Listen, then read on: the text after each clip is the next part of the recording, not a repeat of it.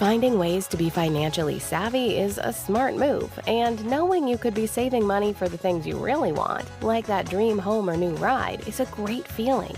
That's why the State Farm Personal Price Plan can help you save when you choose to bundle home and auto. Bundling, just another way to save with the Personal Price Plan. Prices are based on rating plans that vary by state. Coverage options are selected by the customer. Availability, amount of discounts and savings, and eligibility vary by state.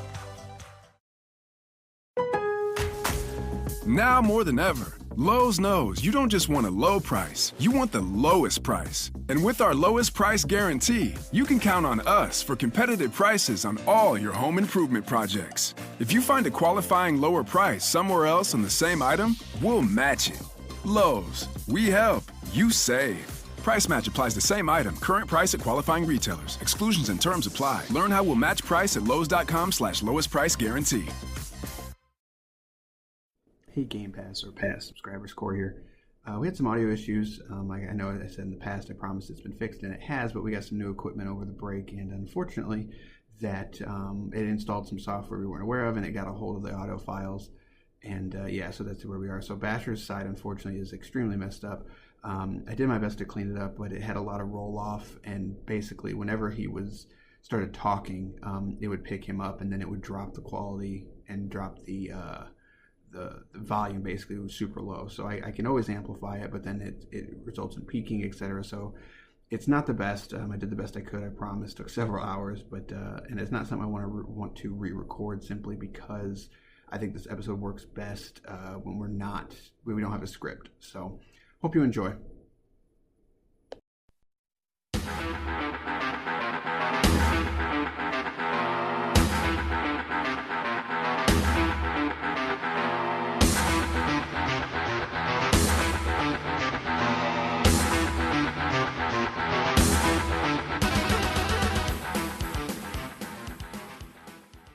It's now time for a very get-to-know-you edition.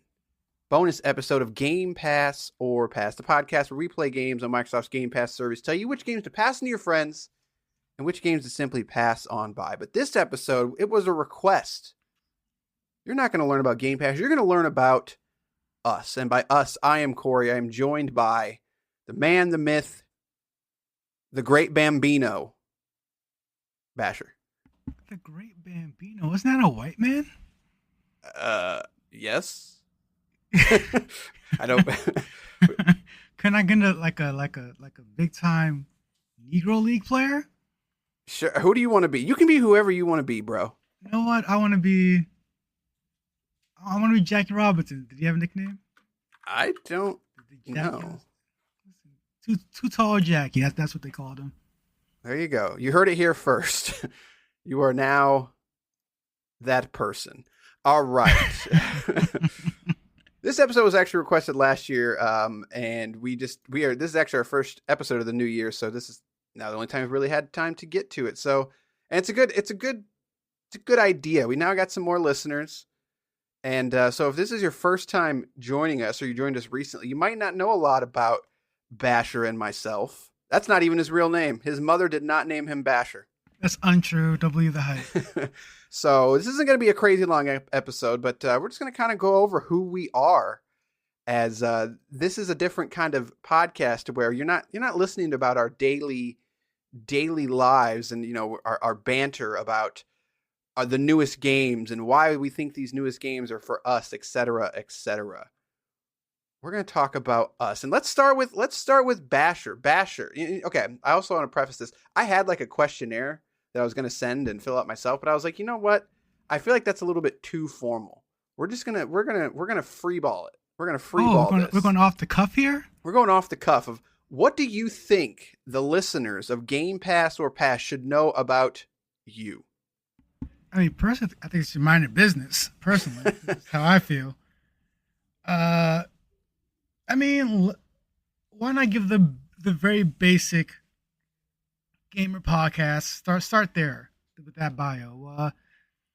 Been gaming for 30 years. Started on my cousin's Atari, probably 2600.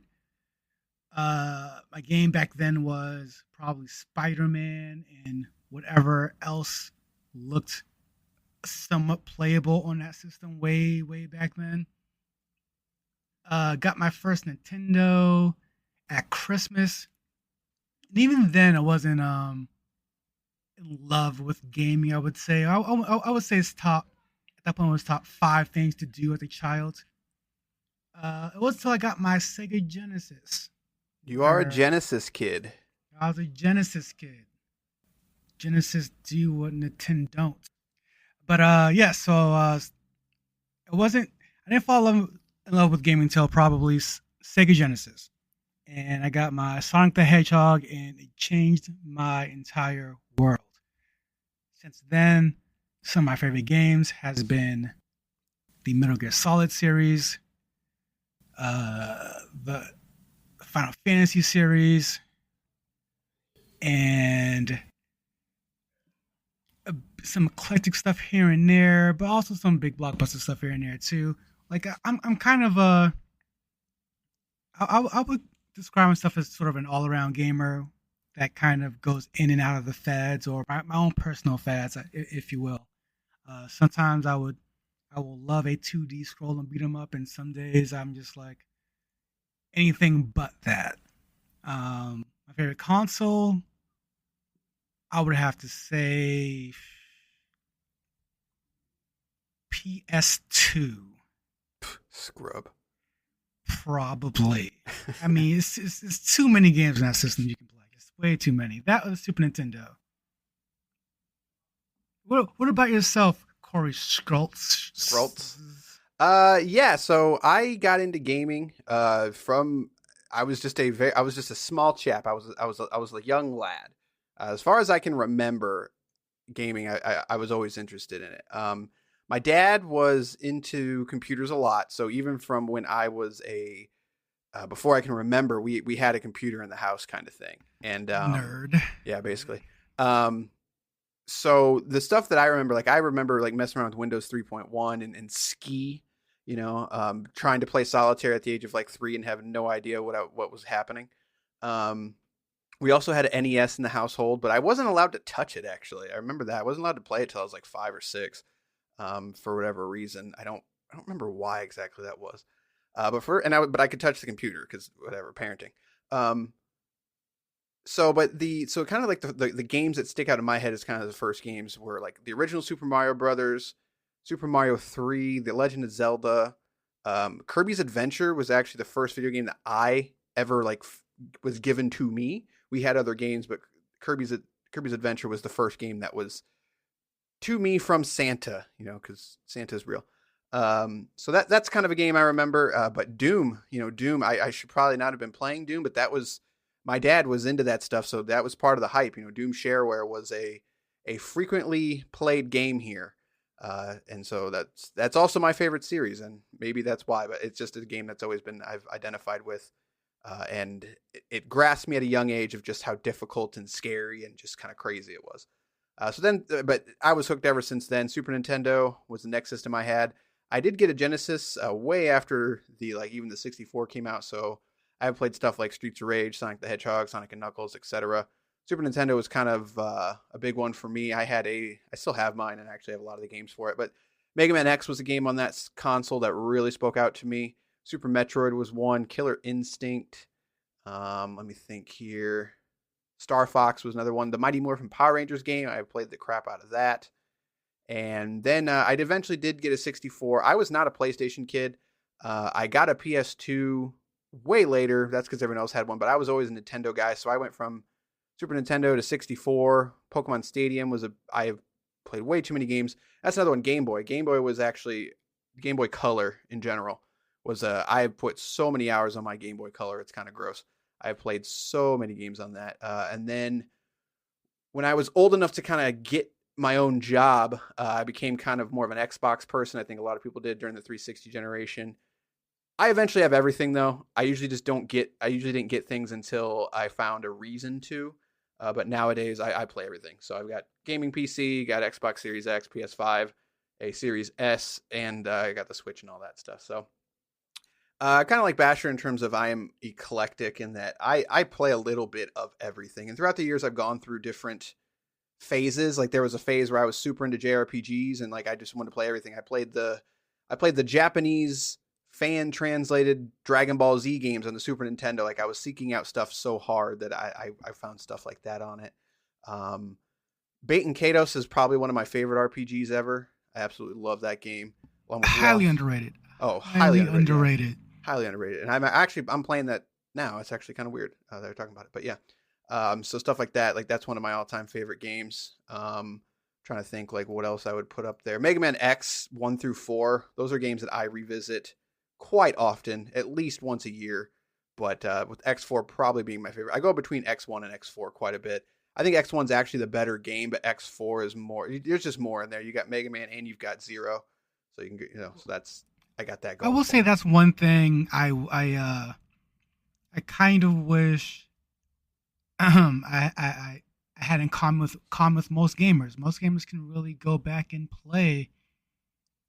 I mean, I got a friend who loves Metal Gear Solid as much as I do, if not more, and he'll go back and play MGS1 right now. And just all the way through. And I got friends who will play through Mega Man and Mario, like OG, like Super Mario Bros. 3 is probably one of the best games of all time. And I got friends of him who will go through and play those games all over again. But I just don't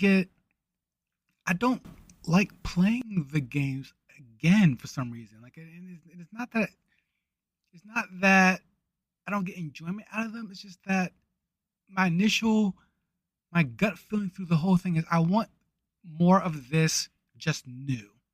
And I think we got to a point where an industry of remakes have gotten really popular.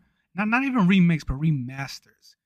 And on top of that, the sort of soft reboots, like the initial game that comes to mind is like that Mortal Kombat 10, I think it was. That was 9. It was the 9? 9, yeah. And it was just a back to basics that it was good, but at the same time, it's like, I played this game already. Like, why couldn't we get this done newer? Like, that's one thing as a gamer I just don't have that a lot of people do have. I don't get the let's go back and play through Chrono Trigger again. Like, I played through that game once, one of the best games of all time. I'm good. I don't need to get the secret ending. I can YouTube it at this point. The Mega Man X games are really the only ones that I can go back and play through and actually finish. And part of that is because I've now gotten so good at them. Like they only take about an hour. Like I can load up Super Mario World and get through it in like 20 minutes with all the warps and stuff. But for some odd reason, the Mega Man games are specifically those X games it's everything for me. It's probably nostalgia along with like the soundtracks of those games are absolutely phenomenal. Those are soundtracks that I listen to outside of playing the game. So it's like, it's really just like me hopping in for an hour and just kind of relaxing, turning off my brain, going to something comfortable. But I'm sort of with you. Like there's some old game, like Doom's kind of the same way, but I've got Doom mastered down to where like I can beat, Doom 1 and Doom 2 in a couple hours kind of thing. But no, yeah, I'm kind of with you. Like long RPGs, Bait and Kados, I have probably played 3 or 4 times over, the entirety of it. But I have also started that game probably 50 times and, get a couple hours in. I'm like, I'm good. Like, I just kind of want to check in on it, see how it is and go from there. Let me ask you, Mr. Stroltz, what games don't you like? Can't stand. Games don't I like? So that's a big question. 4X games, I have tried to get into many times. I am bad at them. Is Civ technically a 4X game? I guess that's the only one I can get into. I've tried 4X games, just can't get into them. That and I cannot. I just for the life of me, I have tried, and I have tried. I cannot get into Yakuza games. Don't know why. That's not exactly a genre. Yeah, exactly. Well, it is. It is now. I think Yakuza is a genre right. itself. Fair enough. Yeah, I've tried Yakuza 0. I've tried Yakuza Kiwami. I've tried that. I just can't do it. But other than those, like those are the only genres that I just cannot get into. But I am very much. This is not probably a conversation for this time, but like I am very much turning into that person to where I've always been gameplay over everything. But the modern era of games of gameplay has been sort of recycled so often that I am finding myself playing smaller, quicker, I guess for the indie games for the most part, of just like if a game does not grab me within the first 5 to 10 minutes, I am very unlikely to keep going. Oh, you're absolutely right. This is why I still think Uncharted 2 is one of the best games ever, because it just does not take, and it does not start with 45 minutes of cutscenes. And again, this comes from the guy who loves Metal Gear Solid. If they make another one, well, everything's messed up over there, Konami and Kojima. But hypothetically, if they were to make another one, it would start off with an hour worth of cutscenes, and I'll be there day one and love it. But that's almost a genre in itself, a Kojima game, you know. But like, I'm with you. Like, at this point, I think the older I get as well, is like, with so much real world things to do, you have to grab me with some gameplay immediately. I don't quite remember how the first Last of Us started, but that's probably one of the last the flashback scene. It was you're in the town and you're kind of watching the town. Yeah, that's right. Cool. Yeah, okay. Yeah. That's one of the last games to really grab me early on without too much gameplay. It takes a lot at this point for me to really just love a game and not be gameplay over. I really don't know if it's an age thing or if it's, I've just played so many games. And so I do want to transition a little bit into sort of our professional background in gaming. We're not like hardcore gamers, or not professional gamers, but what I mean is we both have dabbled in the writing, and that's actually kind of how we met. But I say that, and like, I just don't know, like, modern games they're different. I mean, we're chasing trends, we're chasing whatever, Ubisoft games, they get the pedigree of them all being sort of the same gameplay loop, kind of, recycled and put with a different coat of paint on it. And I think that's very true. I think there's an argument to be made that modern games are better than ever, but they're also kind of the same more than ever. So there's that. And I still play a lot of modern games, obviously. I'm going to play Horizon Forbidden West. I'll probably dabble in Elden Ring. I'm going to play Gran Turismo, stuff like that. But I guess the one thing I did, and I'm going to put you on the spot here, but what is the one game that you have played that you never thought you would like, and you ended up loving it? And I'm going to go first just because I was thinking about it. That game for me was Forza Motorsport 2 on Xbox 360, which everyone ended up having got a copy somehow. But like, that's a game that sticks out to me of just like, I liked cars, but I never understood racing games. And then for whatever reason, I picked up that game, and it took a while for me. That was during the era to where like I would play games that I wasn't exactly into, but I was like, I got this game, I'm going to play it. I don't have anything else to do. And I played that game, and now every Forza game I've dumped hundreds of hours into, and that's just a genre I never thought I would be a simulation person, and now I play PC building simulator and listen to podcasts. So the simulation genre is definitely one that sticks out for me. So, what's a genre or a game that pulled you into a genre that you just weren't expecting? To be honest with you, for me, there's a lot of them, and I think for me, it works in a way where I can almost remember. I can remember a good amount of games that did that for me, that brought me to the genre. Or like, one of the earlier games I remember was Final Fantasy VII. I saw it in the Blockbuster. It had a guy with spiky hair and a big sword, and me and my cousin thought, we're going to start hacking and slashing our way through, because that was our genre at the time. We didn't do a lot of RPGs at that second, but even then we got to like the flower scene, the church scene rather, where we fall into the flowers, and we're like, all right, we're turning this off because this is clearly not the game for us. I come back to it like a couple of weeks later. I'm like, wait a minute, and all of a sudden it clicks, and like, this is like amazing. But so that was amazing, and then you have games like Katamari Damacy, I think it's called. That came out of nowhere for me.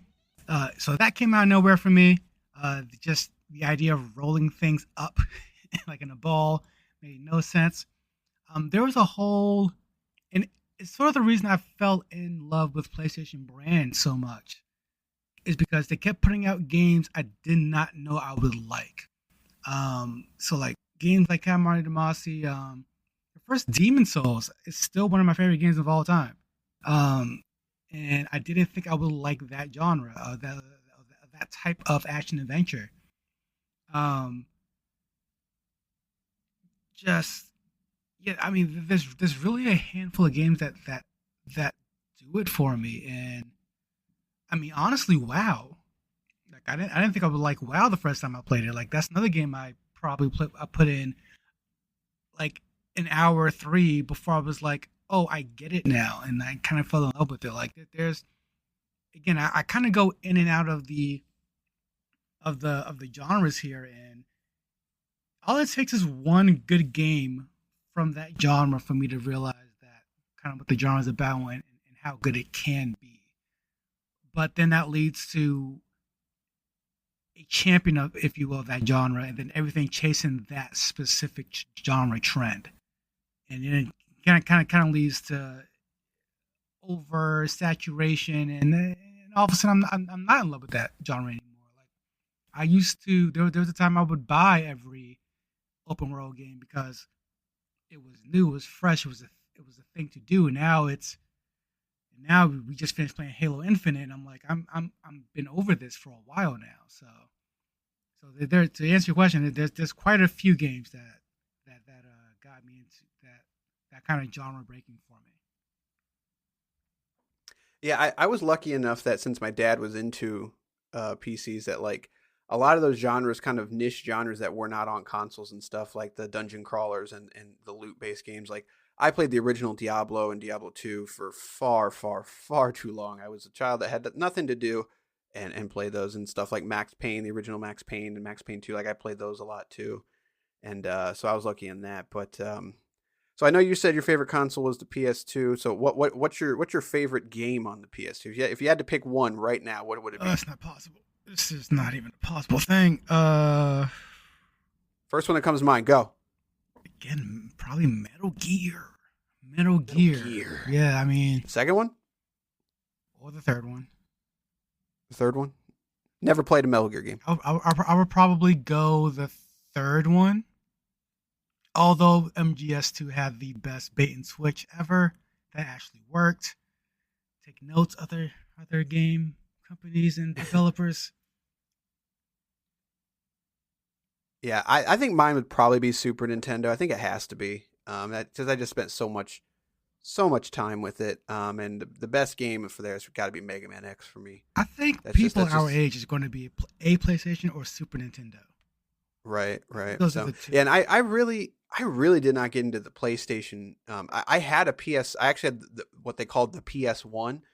Some people might remember, but it was like the rebranded model. Right. And the whole thing about that is that you could get the little screen for it. I never got the screen. But at one point, PS1s were $50, and I remember buying one because I wanted to play. I think it was Spyro, actually, like the OG Spyro, because everyone liked those games. And so, like, I got a PlayStation, but it came late, and I had a PS3, but I really didn't. I did not love my PS3. I had a PS2, and I played the crap out of it like everyone else did, but I never really identified with that brand the way other people did. Like I will never deny it its glory. Like I fully understand why they're the market leader and stuff, but I didn't. Their dominance to me didn't make sense until the PS4, if that makes sense.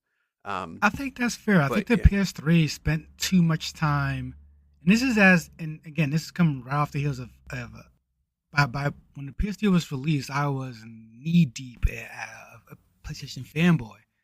But even then, that's when it started to go back to what you said earlier. That's when it started to creep in to the back of my head that these systems don't necessarily have anything on them all the time. Right. And PS3 was the system that really kicked that idea off of me. And I'm realizing, you know what? I don't have to buy this system right now. I could wait because you've already told me Metal Gear's not coming out till this time anyway. So, or Gran Turismo's not coming out till this time anyway. So, I'll just wait it out. before we get to the more industry, have you ever gotten a console day one? Do you ever do any camping out, anything like that? I've never gotten a day one console. I don't. It never kind of.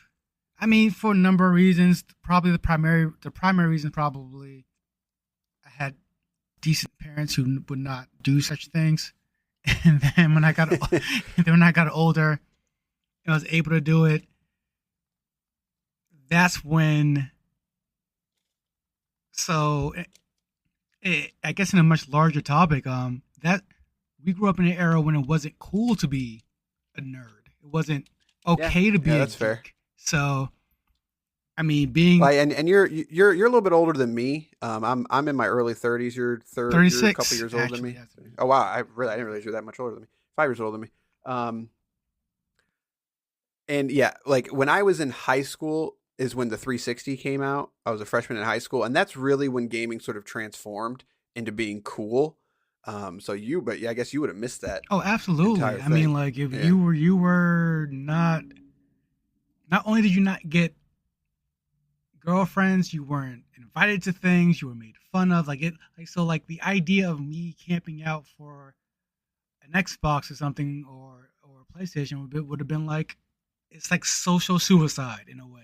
Like unless you're that diehard of a nerd or a geek, I guess, or a gamer rather. So there are a number of factors of why I never did it, but ultimately the major factor, the biggest factor was I just didn't have. I never felt like, as much as I love gaming, it just never quite took over my life to a point where I needed to put the brakes on for everything else. I fell a victim to the Wii hype, but really what it was is I wanted Twilight Princess, and they had delayed the GameCube version of Twilight Princess, and I was like, I guess I'm getting a Wii. Like I was gonna get a Wii no matter what, but I actually did the whole camp out thing for it. 12 hours, freezing cold. Guy brought us McDonald's because he wanted to camp out, but he couldn't, and he worked there, so he got off at like 4 a.m. He brought us all cheeseburgers and fries. One of the coolest things that ever happened. I was like, this is life. Life is never going to get better than this. I bought two boxes of bottle caps. I ate both of them the whole night, and then I had a sugar crash and fell asleep for like 2 hours. And then I got an Xbox One nobody laugh at me about this. I got an Xbox One for Killer Instinct. I had to play Killer Instinct on Xbox One day one. That is what I did. And I was heartbroken because my D-pad on my day one controller did not work. And then I had to go and buy another controller and try to explain to the manager, like, I'm going to return this. Is that okay? And he was just like, I guess. Like, that was a very awkward conversation. Also, the same man sold me my Switch and was a complete jerk about it because I told him I was buying my games digitally. And he was like, why would you want to do that? You're just going to clog up the memory. And I was just like, first off, sir, I'm a consumer. I will buy whatever I want. Second off, back off. I will do whatever I want. It's none of your business. I liked him during the Xbox One, but during the Switch launch, he was a jerk. So there's a powered up tip for you, GameStop. How you guys doing? How's your stock price? And so those are the two that I had. These are just some random questions I had written down here. So the Wii, that was cool to be a part of that movement. Again, we were just kind of a little bit, couple years apart. Like when the Wii hit, it was a phenomenon. Like I was the cool kid because I skipped school to play the Wii the day it came out. I played Wii Tennis after camping out for like 13 hours. So I was dead tired and then I immediately fell asleep and didn't play anything for like 2 days. But yeah, so just curious on that. So we had favorite console. Well, actually, go ahead. Before we move on, I may have, if not day one, it was day 2 or 3. It was not a full week for sure of the Dreamcast release, where I got the Sonic Adventure. Yeah, see, I played a Dreamcast, but I didn't really start like paying attention, like before the internet, paying attention to gaming was gaming magazines. And so me not being a Sega person, like I had heard about this Dreamcast, and then I remember going to a electronics boutique. You EB World. I remember those. Yeah. You name dropped Blockbuster earlier. Blockbuster also had the original Game Pass, I might add, the I think it was actually called Game Pass too. It was $19.99 a month, and you could just go in Sure and did. just get whatever game you Sure wanted. did.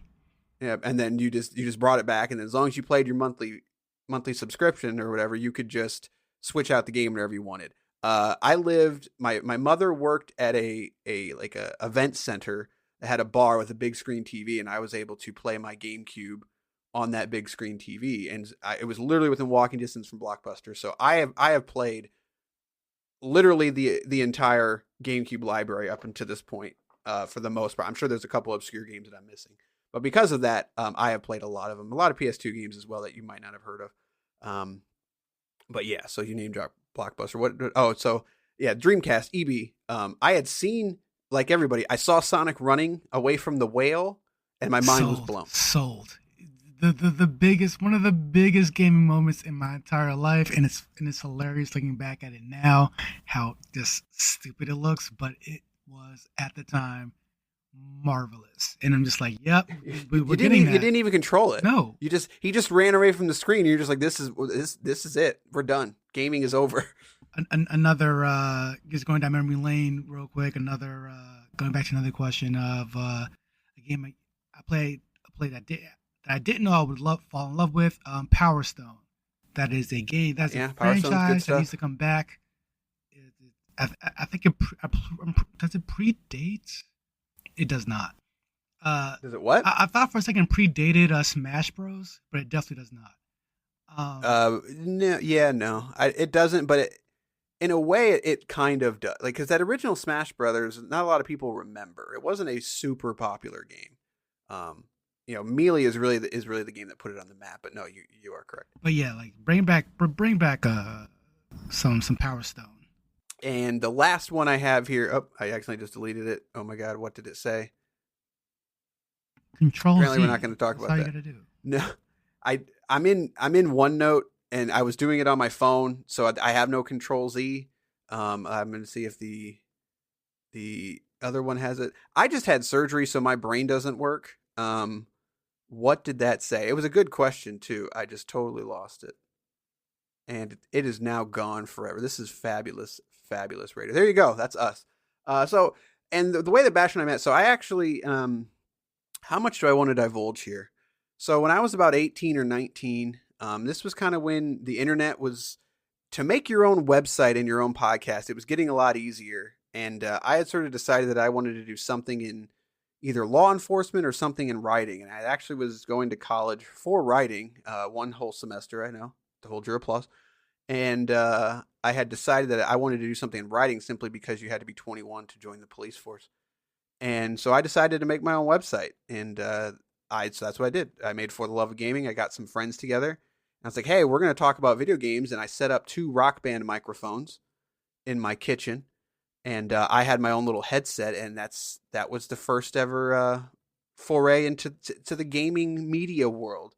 For the Love of Gaming podcast, and we did that for many years, and I actually eventually sort of turned that into, once I taught myself how to do some basic web design, turned that into sort of like a blog, I guess you could call it. And I know like we like to call them like, oh, I ran a website. We had blogs, let's be honest. They were glorified blogs, and started reviewing games, and then got into what's the word I want to say? What was the name of that website? WordPress, Blogger. The one where we met on the forums. What was the name of that site? Oh, that was in the Yoga. What was that? No, it was like a gaming media site. And you had to like apply. Isn't it? GamePress. There you go. So GamePress was the site that, the idea of talking to media and stuff, I didn't really understand. I didn't understand how people got to play games early and learn about games early and stuff. And eventually I landed on Games Press, and that's where I got sort of my first in. And the first media company I ever talked to was actually Bethesda. Bethesda was they were super excited about me too. I thought they loved me. They have no idea who I am now, or probably ever did. They're very good at PR apparently. And so I just started emailing around, and before I knew it, I was on press lists for Square Enix, Ubisoft, Bethesda, Xbox. The one company that never would talk to me actually was Nintendo. Don't know why. Nintendo didn't like me. PlayStation, all that. And that's just kind of what I did. I started writing reviews and did that for about 3 or 4 years. And then by that time I had really, I won't say proven myself, but I had proven to a lot of these media companies that, yeah, like I don't have the readership of IGN, but I am very dedicated. And we almost never miss an episode of the podcast, stuff like that. So I really started getting review copies then. And then at that time, when you got review copies, you were in because you got the day one coverage. So that started happening. And that's when we decided to go to our first media event, which was PAX. And that's around that time is when the wheels started to come off For the Love of Gaming. People just didn't want to do it anymore. I was kind of doing it by myself. Again, not to go too deep into the weeds, had sort of some life-changing moments. I suffered from a break-in and a robbery that kind of just destroyed me mentally. And as all my friends were I shouldn't say friends, my colleagues and stuff like that were leaving For the Love of Gaming. And then that happened. I sort of lost my way and I just didn't want to do it anymore. But then after some time, I really wanted to get back out there, but it was kind of too late. At that point, it's kind of like YouTube now. Like if you stop writing or you stop doing things, Google does not like that. So showing up in search engines and stuff like that, our traffic just died. And that's when I started looking for somebody to help me with a podcast. And that's when I met Basher on the Games Press forums. And nice little forum. They're actually really helpful people. No, like Game Press was legit in terms of the people you met there. The people you conversated with. It was not your regular NeoGAF Game Facts, if you're as old as I am, forums. Like these people were all it was like a bunch of people in the same boat trying to do the same thing, and they weren't. I never got the feeling that we were out to push each other over. Like we're all just like, who did you get this week? All right, can you hook up that interview? Can you help me out with this? I help you out with that. It was always kind of like hands out type of vibe there. But to go back in time, how I got started in this living room biz. So I was listening to I was big into podcasts in general ever since it was a thing. Certain comedians I know were doing it, so I was heavily into comedic podcasts. And then my friend Snap says, who was big into one of the gaming podcasts, he said we should do one ourselves. I'm like, yeah, that seems like work. I'm not gonna do that. He's like, no, it's not work at all. It was like I'll do it. I'll do the whole thing. I know how to we'll do it over, because he lives in Minnesota. I live in Boston. He's like, listen, we just get on Skype. We realized that's a bad idea, 30 years later. And then you use Skype, you get Audacity, get some microphones, you're good to go. Snaps isn't the most dedicated worker. And always seems to be. There's always one person who's overly dedicated. You got the person who shows up every time, from time to time. And then you got the guy who's he's really into it, but he just can't ever seem to show up. Right. And it's like, and me being me, I'm not saying I'm the most dedicated person in the room, but me being me also on top of that, I know I can do, if I figure I could do something, I kind of figure it out, especially if it's on the computer, I figure I can do it well. So at one point I'm like, I can do this better than Snaps and probably faster and more consistent. So I took over the whole recording, engineering, uploading duties. That kind of transferred to, and good for you for having For the Love of Gaming for so long, because I went through probably 3 or 4 different rebrandings, and I thought they were all kind of necessary, because it's like you said, like people kind of burn out. You get new crew, you get new people, new friends, and new hosts and whatnot. And it kind of ended up with me doing these interviews. And that's where I had probably the most fun doing this, was using Game Press and my quote unquote clout there at the time, and getting people in the industry to come on the show and talk with. I believe you were in on a few of those as well for the early ones, where we got some people from the industry, just like no one huge. I mean, depending who you are, because we got Mark Spector, who I think is kind of big in this industry, and we got people to sit down and talk to us, and it was just a cool moment to shoot the crap with these people and just kind of like pick their brain and figure out how they do stuff and whatnot. And but again, like all good things that have to come to an end, and I was never a fan of kind of forcing people to do stuff or forcing myself to do things. It's like you said, life gets in the way. You don't have a whole lot of time to do it. At that point, I was running a website, aka blog, the podcast, doing the promotion, the marketing, investing in it monetarily and time wise.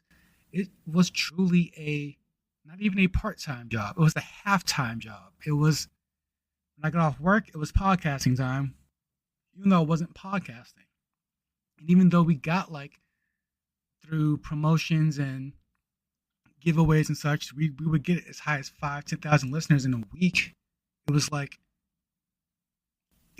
I just got burnt out. And this was before podcasting was getting 30,000 advertisers every 10 minutes. This is before podcasting was the Joe Rogan experience. So like, I'm just like, this before Patreon and all that stuff. So I'm just like, listen, like this, like I'll come back to it when I feel like it, I guess. So I kind of fell out of it there, and then kind of sometime later, that's when I think you contacted me about For the Love of Gaming, and then I was like, this is the perfect opportunity because I don't have to do the halftime job thing again.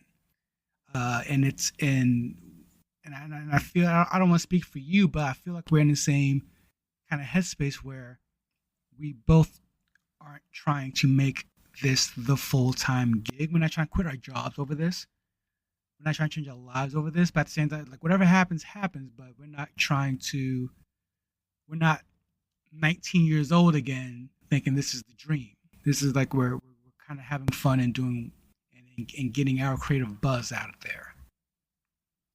Yeah, I think that's the best way to describe it. You know, when I was 19, the dream was like, I want to write and talk about video games. And I'm very proud of the fact that I was able to do that, and I took something from nothing and I did it. Like I attended PAX Prime and PAX East as I had a media badge, and I did that on my own. I was talking to developers. I was seeing stuff that was years out from some stuff wasn't even announced yet, and it was an experience that the idea of doing that when I was 19, it's just like, it was the holy grail of just like, I want to know about stuff before people know about stuff. And that still happens these days. But after you're doing it for so long, it's the thing that there was very sobering moments of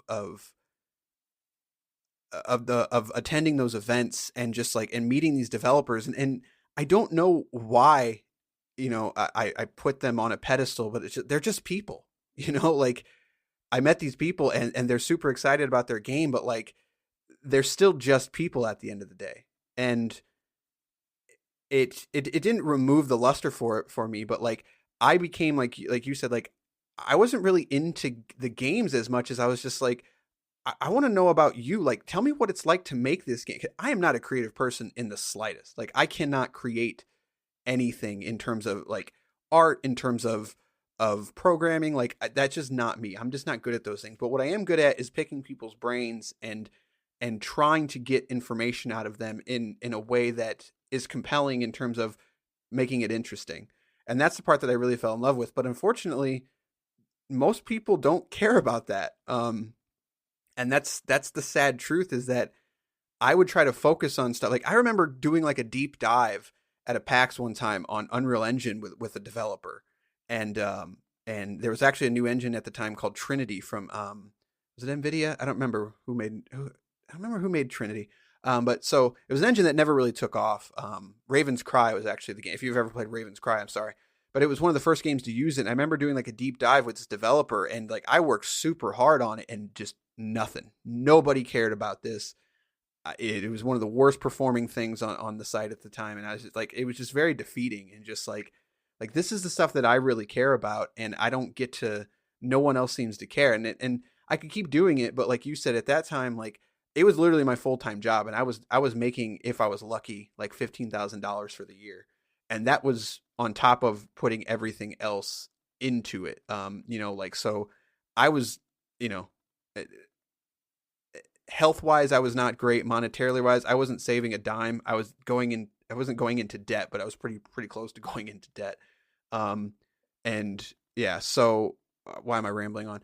That was just for me to say, like, yeah, like it's, if I could podcast and still talk to developers and make a real wage and be happy with where I'll be at the end of my life, I would do it. But unfortunately, reality has set in, and unless you're a YouTuber and doing the thumbnails with the catchy title and all that, like you're realistically not going to make a ton of money, and that's fine. And I done nothing against those people that do that, but that's not how I want to consume gaming content. And that's not how I want to experience it. So the content that I would make would be more akin to talking about developers and doing deep dives. And I just don't think there's an audience out there that cares enough. So unfortunately, I just don't do it. So that's how I landed on this. And I think you and I, we both have a passion for the industry in a way that is hard to communicate. And so just an average gaming, like everyone's got their own gaming podcast. And I think that, when we would talk, we would go into it and we would go into it with a good spirit and try to stand above the rest. But unless you've got, a major publisher or something behind you to really help push your podcast, you're not really going to do anything. Yeah, you're not going to get your thousands of views, and that's just what it is. And so I think we landed on this show specifically just because it's different, and it's also challenging us in many ways of looking for games and trying to find the good, trying to find the bad, but it's also fun. Game passes is something that when it first came out, I said, this is going to change the industry. People thought I was crazy, but joke's on them. So I think that's kind of how we landed here. But yeah, absolutely. And I just want to build off of that last point. It doesn't. The most fun I had again was just talking to, like you said, talking to these developers and these game makers and who are on a indie level, a smaller level, or even a larger level, like Matt Schaefer. But the issue is, like, if you're not IGN, it just doesn't pick up the traction. Because to your point, I remember I'm going to butcher his last name because he's French, but we got Guillermo Provolo or something, the guy who made We Happy Few. Before that, he made another game. I think it was called Caroline or something, and we got him for that game. And it was a super cute little indie game, and it was right before he turned big, and he got the publisher got publishing with, like, I believe it was 2K who published that game. And I remember, like, having just a really good conversation with him. It was him, me, Cory, the other Cory. I'm not sure if you were there, but and I just remember it was like, it just wasn't. I thought it was like a really good interview. Like, we always have really good interviews, but it just wasn't picking up the traction, like you said, and it's simply because it's not the dev or the lead dev from Call of Duty. It's just someone completely different and who on a smaller scale, and people just weren't picking it up. But I think if I could say anything to, like, the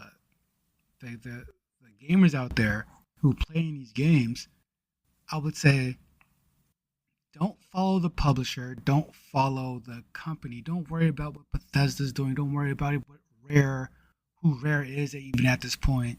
Follow the developers, because those specific people, they're the ones that create those unique experiences that you fall in love with. They up and leave and go at a whim, unfortunately, due to the way this business is made and handled, and the company remains. So that's why you have issues like people playing Back for Blood or Evolve and wondering what the heck happened to Turtle Rock, what the heck happened to the Left 4 Dead team. When you look at that team, like a lot of those people were Valve employees. It's like not a whole lot of them were Turtle Rock employees. So if you follow the right people, which is what you should do, it's like watching a movie. You're not going to watch a movie because Sony Pictures produced it. You're going to watch it because a certain actor signed on to it. You're going to watch it because a certain writer is attached to it. You're going to watch it because a certain director directed it. I would say do that more often as you can, and support the developers on that level, because that's where to me it truly mattered. Buying a Ubisoft game because it's Ubisoft doesn't mean anything anymore at this point. Unfortunately, we are past the times of the Super Nintendos and the Genesis where if Sega's name is on it, it's going to be quality. That's not where we're at anymore. You got to definitely follow your favorite creator at this point. Yeah, and it's gotten easier to do that, luckily, with the internet, but it's also becoming more difficult because of you've got the mega IPs and you've got the Fortnite and you've got the Halo. Like, it's really hard when the most popular games are made by very large studios that a lot of them are contract workers and stuff. And this isn't like a plea of just like, oh, like the industry is bad. Like, I'm not trying to be Jason Schreier and spin everything to be negative, but like, if you can, reach out to a developer and just say, hey, like, I know you worked on this game. Like, it's really cool. I really enjoyed it. That's really what they do it for. They just want to make some fun games. And sometimes it's really hard to remember that when the news the media cycle is dominated by sales and dominated by announcements and IPs. And it's like, Battlefield 2042 is on fire and a disaster. And I'm guilty of it too. Of like, anytime that pops up, I love reading it because it's hilarious to see what EA has done to this franchise. But at the same time, it's also,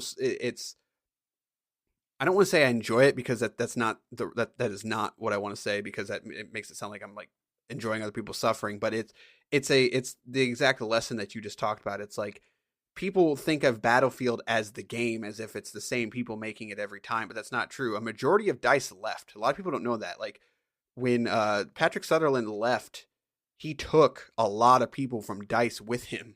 And they've got a new studio and they're making a lot of tech and stuff like that. They're making that Arc Raiders game that was shown off at the Game Awards, and it's like the Callisto Protocol, which is coming in from the PUBG universe, was made by the original Dead Space guy. Like that's the kind of stuff that I wish more people would kind of pay attention to, because in some ways it's unfair that a lot of people work on these games and a lot of and people don't realize what do I want to say? Like, those people deserve credit, but a lot of times with a lot of creative processes, it's really only a couple people's ideas that are built upon, and those developers help bring those ideas to life, and they should be commended for that.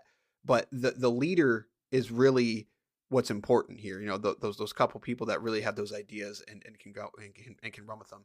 It's kind of like BioShock with Ken Levine. Like, if BioShock would not exist without Ken Levine, and all those people that helped him work on it are extremely important, but you really do have to follow the creators to kind of understand the creative process of gaming. So, but yeah, there you go. There you go. That's a little bit more insight into us, and why we sort of do this, where we come from, how long we've been podcasting. I was just thinking about this. It's like, we've actually been podcasting together for like 5 years, 6 years now. Has it really been that long? Yes, it's been longer than 5 years for sure. It's like, I mean, the pandemic's been going on for like what, 2 or 3? Yeah, about a year and a half. So like, I'm trying to remember like because you were on my podcast first. Is that true? I believe. And then I came over for the love of. Yeah, I'm trying to remember, because I'm trying to remember if we started podcasting before or after the PS4 and the 360 generation, or the PS4, Xbox One. That's another thing. Like I guess I have met a lot of people that I still talk to from podcasting. Like I was took to the No Quarters Crew, Paranerds back in the day. Those are some people that I still talk to. There was the TVGP, like, so that's another thing that's led to some good friendships. But I'm just trying to think that's it's been at least, I mean, it's been a minimum of over 5 years, but it might be close to like 8 or 9 years, and that's nuts. No, that makes more sense to me because again, you were on my podcast, and that was well over 5-6 years ago. So yeah, so it's probably like 7 or 8 years. That's nuts. That is nuts. I can't. I have no words for that. That's crazy. Absolutely nuts. And if I could say one last thing, I guess is going to be, if people listening, if you have, this is the time to do things, like anything you want to do on the side, anything you want to do to get that creative juice out there, like, do it, because it's never been easier. Like you said earlier in the podcast, we started when it was easier to do a podcast and put it out there, but it was still work. It took work. Still work. It took, yeah, and it actually getting it off the ground, and like stuff like updating episodes and making sure that it was seen in the right places, RSS and feeds and stuff, like feed burner, and like SEO optimization, and on iTunes, and like and emailing people to do it. Like that was like right. absolutely out of control. Now, one button, 3 minutes, you guys have your episodes up. Like whatever you guys want to do it. Like and I suggest, and I highly suggest, sitting down with some people or reaching out to people online, like the people you game with every night. Like sit down with them and be like, what do you want to do? What do you want to do? And try to figure out a cool little lane or twist on the medium that you want to do something in. Like for a long time, friends were asking me to do another gaming podcast, and I'm just like, I don't want to do something where I can sit down and do the news and then talk about what we played all day. Whereas like when you came to me, it's like, let's do a podcast, but we only play Game Pass games. I'm like, that is a cool enough turn that I want to jump in on. Like it's relevant and it's going to be relevant from the looks of it, and it's a nice little way to look at the industry, where it's like I feel like everyone listening and everyone not listening has a unique perspective that they can get out there. And I highly suggest you guys do it at this point in time, especially. Yeah, and one thing I will say on that is, I agree entirely, but also it's very easy to get discouraged. The audience for this show, like the consistent audience, is like 300-400 people, and not all those people listen to every episode. So like we really only have about 100 to 200 people that listen to every episode. It's very easy to look at that and get discouraged and just be like, no one cares. But like, someone put it into perspective to me for a long time ago. It's like, if you were in a room talking to 2 or 3 people, you wouldn't feel like you're really making a difference, right? Like you're not really talking to anybody. But if you were talking to 200 people standing in front of you, like that's 200 people that are listening to you, and they want to hear what you have to say. Like, that's crazy. Like that is absolutely nuts when you think about it. Yeah. Like, and again, it's very easy to get discouraged. And you see podcasts, it's like, oh, 1 million downloads an episode, and you go on YouTube and this person's got 100 million subscribers, and or 100, not 100 million, 100,000 subscribers, and it's like, well, like I'm getting 10 people look at my videos. Again, you have to do it, and you have to do it because you love it. If we could do more, we could totally do more and get more people listening to this. 100% we could. We could be selling it. We could be marketing it. I've done all that. Like, I had to sell a podcast, and to get to having 10,000 people a week listening was not easy. It took years and years and years. And at the end of the day, the people that really cared, that listened to every episode, are the people those were the people that were writing in. The people that you go to the trade shows and you sell your butt off and you hand out all these flyers. The people that listened that way, 1 out of 100 of those people really cared. A lot of people, they just add it to their feed and they move on with their life. Like those people are important, but but the people that really care are the ones that are seeking it out. They're going to find it and they're going to listen to it. And those are the people that you want to listen to. So, or those are the people that you want listening. So like I just want to say, don't get discouraged just because you don't get anyone listening for a couple months, or you only get 10 people listening. Like, who knows what's going to happen? One episode might blow up. 100%. Like, you just don't know. You got to do it because you enjoy it. So, there you go. And if you can give the gamers, the listeners, lastly, one recommendation for a game that you think they must play that they never played before, the majority speaking, what would it be? One game. Man, that is tough. I'm gonna go to the well, and I'm gonna say Bait and Katos. I am someone who I have always been fascinated by card games like Yu-Gi-Oh, Pokemon, Magic, stuff like that.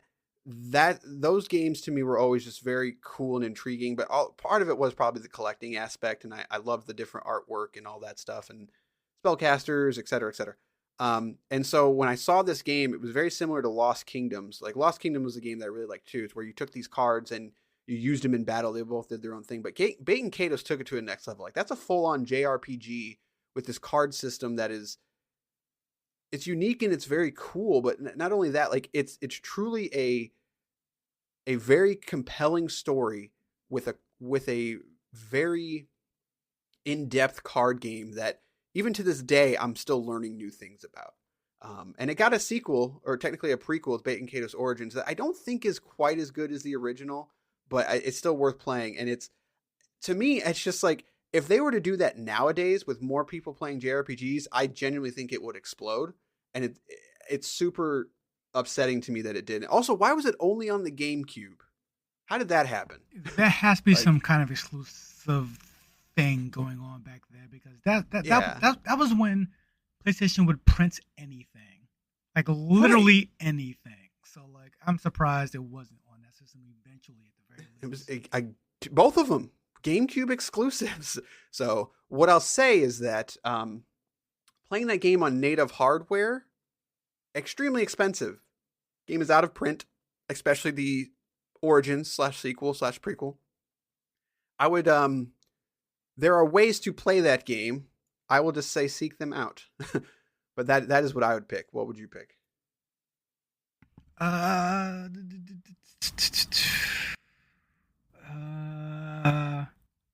Also, that game looks phenomenal still, Bait and Katos, just so you know.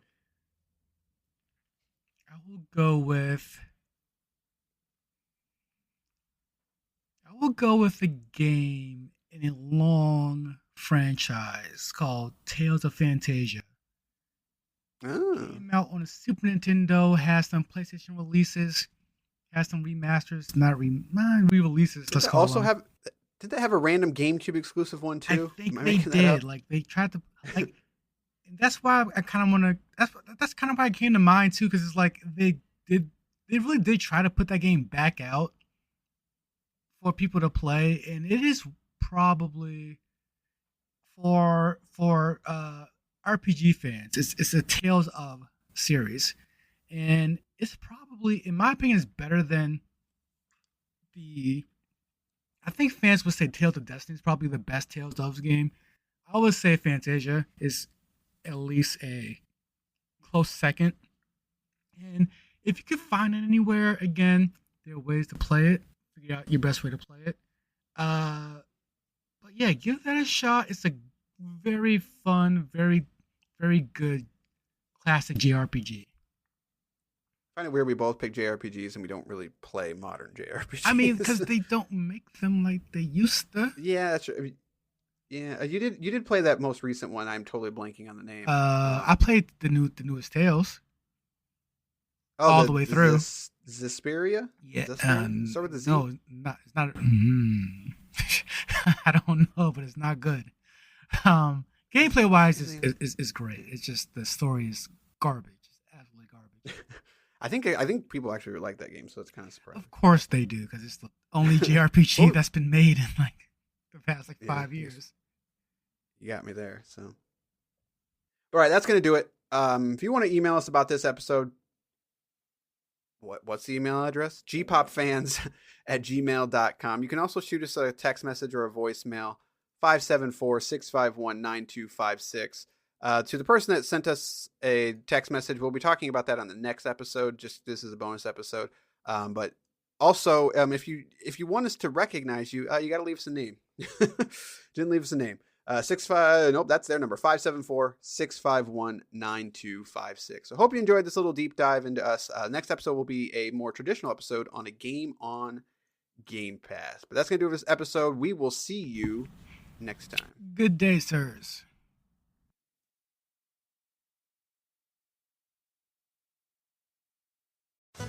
Finding ways to be financially savvy is a smart move, and knowing you could be saving money for the things you really want, like that dream home or new ride, is a great feeling.